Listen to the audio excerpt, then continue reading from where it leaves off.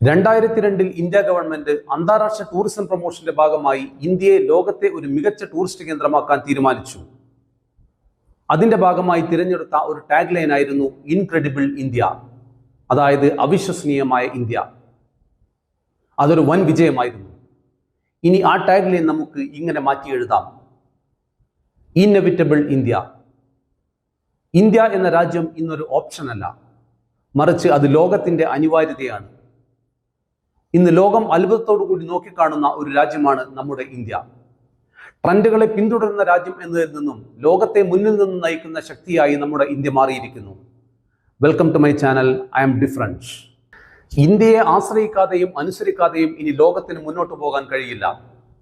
2028 ജപ്പാനെ പിന്തള്ളി ഇന്ത്യ ലോകത്തിലെ 4ാമത്തെ സാമ്പത്തിക ശക്തിയായി മാറും എന്നതായിരുന്നു പ്രവചനം. എന്നാൽ 2025 തന്നെ ഇന്ത്യ ജപ്പാനെ മറികടന്ന് ലോകത്തിലെ 4ാമത്തെ സാമ്പത്തിക ശക്തിയായി മാറിയിരിക്കുന്നു. അടുത്ത 2 വർഷത്തിനുള്ളിൽ ജർമ്മനിയെയും പിന്തള്ളി ലോകത്തിലെ 3ാമത്തെ സാമ്പത്തിക ശക്തിയാവാനുള്ള തയ്യാറെടുപ്പിലാണ് നമ്മുടെ ഇന്ത്യ.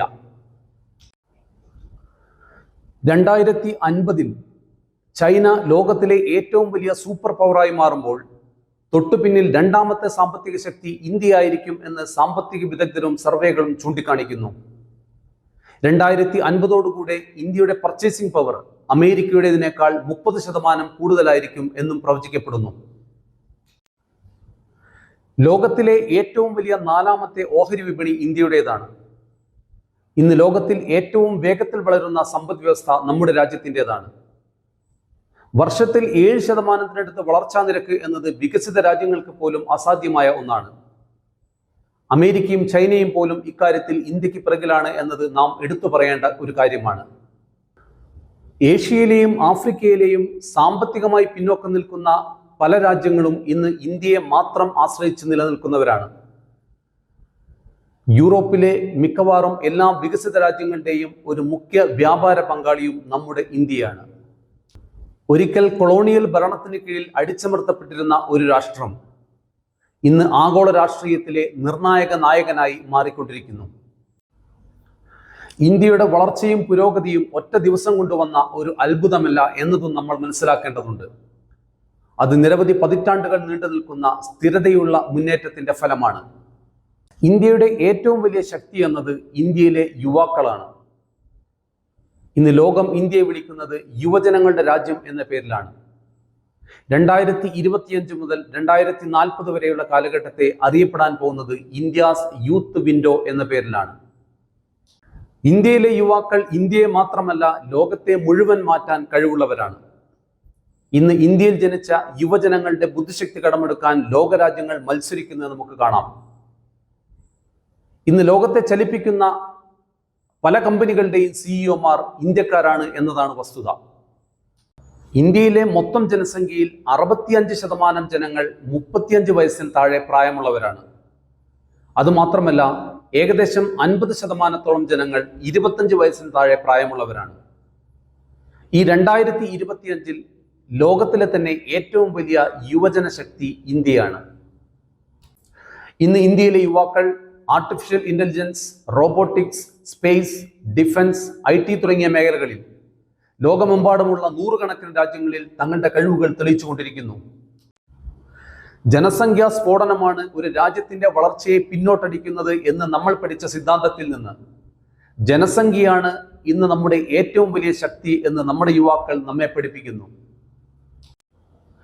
ദരിദ്ര കർഷകരുടെയും പാമ്പാട്ടികളുടെയും അപരിഷ്കൃതരുടെയും അന്ധവിശ്വാസികളുടെയും നാട് എന്ന് ഇന്ത്യയെ പരിഹസിച്ച പാശ്ചാത്യ സമൂഹം ഇന്ന് ശാസ്ത്ര സാങ്കേതിക മേഖലകളിലുള്ള ഇന്ത്യയുടെ വളർച്ചയെ അത്ഭുതത്തോടെ നോക്കിക്കാണുന്നു.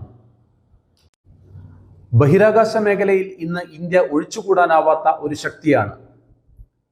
യൂറോപ്പിലെ വികസിത രാജ്യങ്ങൾ പോലും ബഹിരാകാശ സേവനത്തിന് ഇന്ന് ഇന്ത്യയെ ആശ്രയിക്കുന്നു. ബഹിരാകാശത്ത് ഇന്ത്യയുടെ സാറ്റലൈറ്റുകൾ നിറഞ്ഞിരിക്കുന്നു. ഇന്ന് ലോകത്തിൽ ഏറ്റവും കുറഞ്ഞ ചെലവിൽ ബഹിരാകാശ പഠനവും ഉപഗ്രഹ വിക്ഷേപണവും നടത്തുന്ന രാജ്യം നമ്മുടെ ഇന്ത്യയാണ്. ഏറ്റവും കുറഞ്ഞ ചിലവും കൃത്യതയുമാണ് ഈ മേഖലയിൽ ഇന്ത്യയുടെ പ്രത്യേകത. ഇന്ത്യക്ക് വേണ്ടി മാത്രമല്ല, ലോകത്തിനു വേണ്ടിയും സാറ്റലൈറ്റുകൾ അയക്കുന്ന ഒരു രാജ്യമായി നമ്മുടെ ഇന്ത്യ ഇന്ന് മാറിയിരിക്കുന്നു. മംഗൾയാൻ ദൗത്യത്തിലൂടെ ബഹിരാകാശ പേടകം ആദ്യ ശ്രമത്തിൽ തന്നെ വിജയകരമായി ചൊവ്വയിലിറക്കിയ ലോകത്തിലെ ആദ്യത്തെ രാജ്യം നമ്മുടെ ഇന്ത്യയാണ്. ആ സമയത്ത് ലോകത്തിൽ ഏറ്റവും കൂടുതൽ ചർച്ച ചെയ്യപ്പെട്ട ഒരു കാർട്ടൂണാണിത്. ഇന്ത്യയിലെ ശാസ്ത്രജ്ഞരെയും സമൂഹത്തെയും അപമാനിക്കുന്ന തരത്തിൽ ന്യൂയോർക്ക് ടൈംസ് പ്രസിദ്ധീകരിച്ച ഒരു കാർട്ടൂണാണിത്. ഇന്ത്യ എന്ന രാജ്യത്തോടും അവിടുത്തെ ജനങ്ങളോടും പാശ്ചാത്യ സമൂഹത്തിന്റെ കാഴ്ചപ്പാട് എങ്ങനെയായിരുന്നു എന്നത് ഇതിൽ നിന്ന് നമുക്ക് മനസ്സിലാക്കാം. നിങ്ങൾ ആദ്യം ടോയ്ലറ്റുകൾ ഉണ്ടാക്കൂ, എന്നിട്ടാകാം ചൊവ്വ പര്യവേഷണം എന്ന് പറഞ്ഞ് പരിഹസിച്ചവരോട് ISRO സയന്റിസ്റ്റുകൾ കൊടുത്ത മറുപടി ഇതായിരുന്നു: we don't need your approval to explore the universe. ഒരു കാലത്ത് വിക്ഷേപിക്കാനുള്ള റോക്കറ്റുകളുടെ ഭാഗങ്ങൾ സൈക്കിളുകളിലും കാളവണ്ടികളിലും കൊണ്ടുപോയിരുന്ന നമ്മുടെ രാജ്യം ഇന്ന് 100-ലധികം ഉപഗ്രഹങ്ങൾ വിക്ഷേപിച്ചു കഴിഞ്ഞു. ചന്ദ്രന്റെ ദക്ഷിണ ധ്രുവത്തിൽ ആദ്യമായി എത്തിച്ചേർന്നതും നമ്മുടെ ഇന്ത്യയാണ്. ഇനി ഗഗൻയാൻ പദ്ധതി വഴി ബഹിരാകാശത്തേക്ക് ആളെ എത്തിക്കാനുള്ള യാത്രയിലാണ് നമ്മുടെ ഇന്ത്യ. ചന്ദ്രനും ചൊവ്വയും തൊട്ട ഇന്ത്യയുടെ യാത്ര ഇനി നക്ഷത്രങ്ങളിലേക്ക്.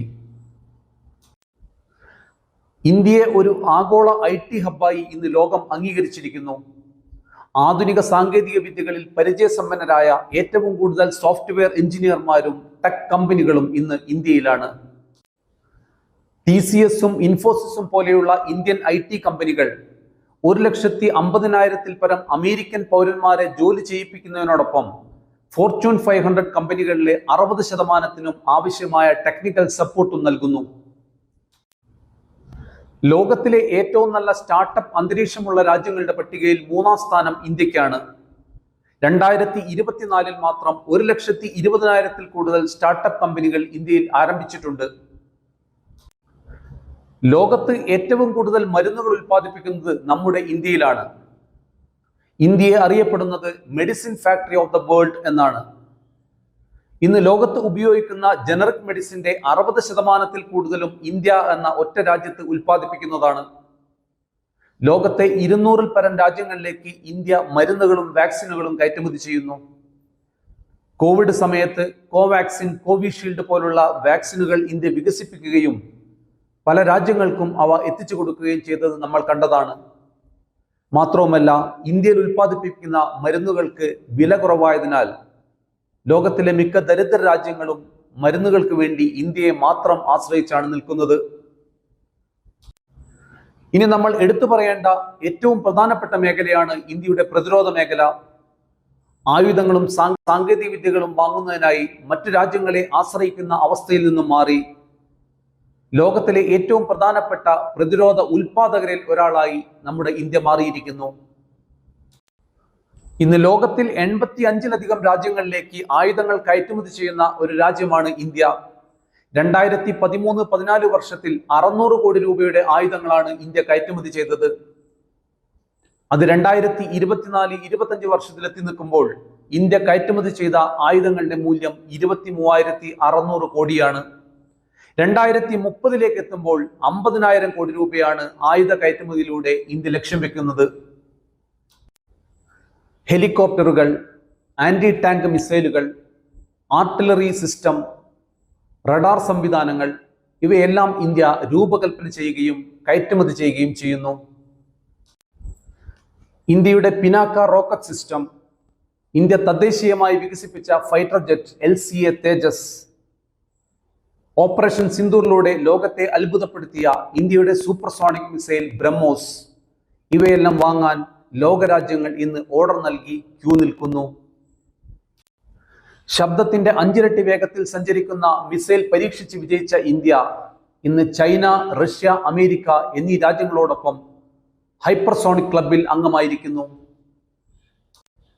2025-ൽ ലോകത്തിൽ ഏറ്റവും കൂടുതൽ ടെക്നോളജിക്കൽ ഇന്നോവേഷൻ നടത്തിയ രാജ്യങ്ങളുടെ പട്ടികയിൽ ആദ്യ 10-ൽ ഒന്ന് ഇന്ത്യയാണ്.